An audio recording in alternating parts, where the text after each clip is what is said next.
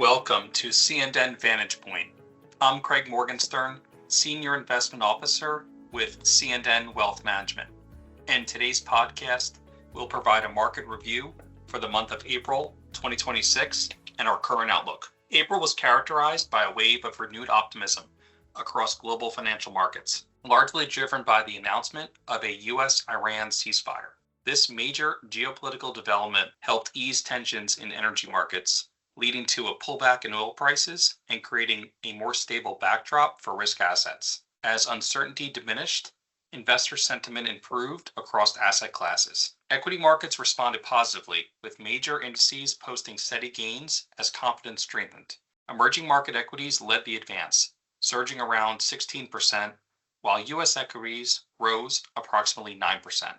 The U.S. technology sector, which had previously faced valuation pressure, rebounded strongly with a 19% gain. In fixed income markets, yields eased as risk appetite returned and credit spreads tightened. Energy-related commodities saw initial volatility, but ultimately stabilized as supply concerns faded. Bitcoin also participated in the risk-on environment, rallying more than 11% for the month. U.S. economic data released in April showed that growth remained resilient, supported by steady consumer spending and a still healthy labor market. Central banks maintained a cautious, data-dependent stance throughout the month, which helped reinforce market stability. Overall, the combination of easing geopolitical risk, stable economic conditions, and supportive policy signals contributed to a constructive environment for risk assets. Capital markets remained shaped by a balance between economic resilience and policy uncertainty. Geopolitical escalation in the Strait of Hormuz has sharply lifted oil prices, with supply risks and higher shipping costs creating expectations for structurally higher energy prices.